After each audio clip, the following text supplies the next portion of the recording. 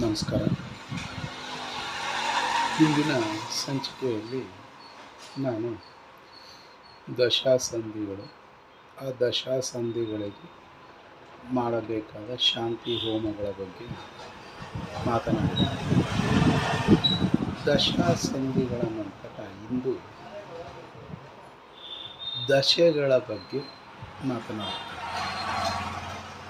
ಮನುಷ್ಯನಿಗೆ 120 ವರ್ಷ ದಶೆಗಳನ್ನು ಎಲ್ಲ ಗ್ರಹಗಳಿಗೂ ಭಾಗ ಮಾಡಿ ಕೊಟ್ಟಿದ್ದಾರೆ.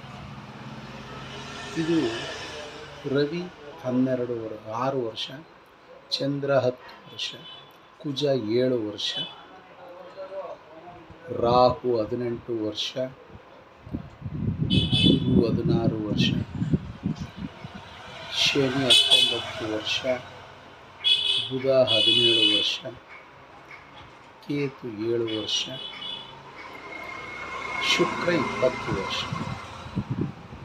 ಇದರಲ್ಲಿ ಶುಭ ಗ್ರಹಗಳು ಎಂದರೆ ವೃದ್ಧಿಚಂದ್ರ, ಅಂದರೆ ಚಂದ್ರ ಪೂರ್ಣಿಮಾ ಆಗುವ ದಿಕ್ಕಿಗೆ ಚಲಿಸುತ್ತಾ ಇದ್ದಾರೆ, ಮತ್ತು ಚಂದ್ರ ಶುಭ ಗ್ರಹಗಳ ಸಂಯೋಗದಲ್ಲಿದ್ದಾರೆ, ಶುಭ ಚಂದ್ರ.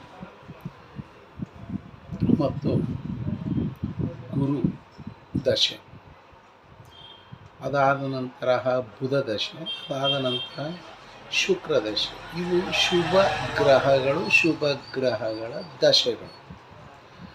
ಅದೇ ಥರ ಪಾಪಗ್ರಹಗಳ ದಶೆ, ರವಿ ದಶೆ ಪಾಪಗ್ರಹದ ದಶೆ, ಕುಜ ದಶೆ, ರಾಹು ದಶೆ, ಶನಿ ದಶೆ, ಕೇತು ದಶೆ. ಇವು ಪಾಪಗ್ರಹಗಳ ದಶೆ. ಇವುಗಳ ದಶೆಯಲ್ಲಿ ಒಳಿತನ್ನು ಮಾಡೋದಕ್ಕಿಂತ ಹೆಚ್ಚು ಕೆಡುಕನ್ನು ಮಾಡುತ್ತವೆ ಎನ್ನುವುದು ಒಂದು ಸಾಮಾನ್ಯವಾದ ಮಾತು.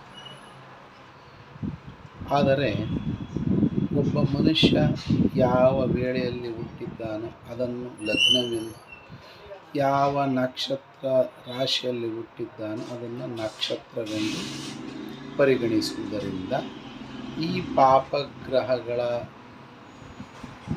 ದಶೆಯಲ್ಲಿ ಒಳಿತು ಸಹ ಆಗಬಹುದು, ಶುಭ ಗ್ರಹಗಳ ದಶೆಯಲ್ಲಿ ಕೆಡಕು ಸಹ ಆಗಬಹುದು. ಅದಕ್ಕೆ ಕಾರಣ ಆತ ಹುಟ್ಟಿರುವ ಲಗ್ನಕ್ಕೂ ಮತ್ತು ಆ ಗ್ರಹಗಳಿಗೂ ಇರುವ ಸಂಬಂಧ. ಇದು ಬಹಳ